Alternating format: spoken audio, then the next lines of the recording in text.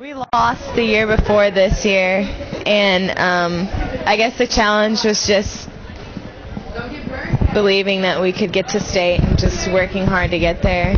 Well, we actually ended up playing the team that we played earlier on in the tournament. Like, we were actually at the Justin Northwest tournament. We ended up playing the other state team in like the back gym somewhere, and that was actually the state tournament, which is pretty weird. But, yeah. Yep. Okay, Jordan Norman came to us. Of course, we had our eye on Jordan from the time she was in middle school, but she was a phenomenal athlete.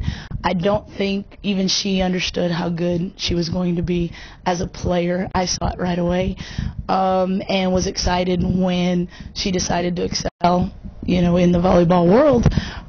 She is probably the most gifted athlete I've ever worked with as a coach. When I call once-in-a-lifetime kind of athletes that a coach may get. But she has excelled not only in her skills, but as a leader and in every aspect of the game. I don't know, it's hard work. I worked all summer in camps and other tournaments, and I wrestled out of state, and yeah.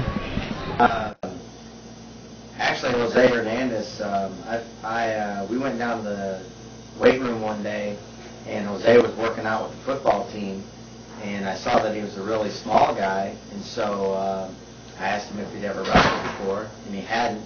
So he came in and started wrestling with us in the spring of his freshman year, and then he became a full-time wrestler his sophomore, junior, and senior year.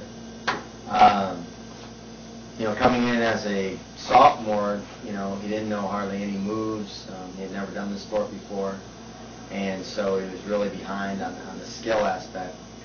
Jose really liked wrestling, so he decided to start doing the freestyle and Greco-Roman wrestling in the spring and summertime. And basically what I can say about his from a sophomore year to a senior year is that his technique improved probably the most. Challenges have always been, especially for high school, having to change to accommodate for seniors leaving, freshmen coming in, so just making a team work every year and putting it together. I tore my ACL on January, right before district started. One of my seniors, Andrea Sarton, who has been a four-year letterman for me, tore her ACL the last non-district game of the year against Carrollton Creekview here at Hebron. She tore her ACL about 5 minutes into the game, and I lost her for the rest of the district season. Having lost her as a captain and as a leader was a huge blow to the team. I think had we had Andrea, who was the leading scorer at that point, for the rest of the season, I think we would have gone a lot further. I think we'd still be practicing today to go to state if she was still my outside starting left mid.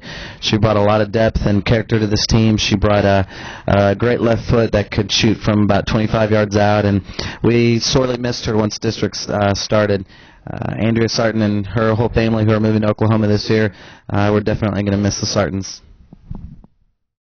Some challenges were just last year I was a junior, so I had seniors to look up to, and this year I was a senior. So all the players, I had to show leadership and just be a leader, not a follower, and make my own decisions on the court and stuff like that. Most memorable event was probably the Seagoville game when we were not supposed to even get close when we went to overtime. They're ranked number 2 in the state, so we almost beat them to go to state. So that was a great game for us.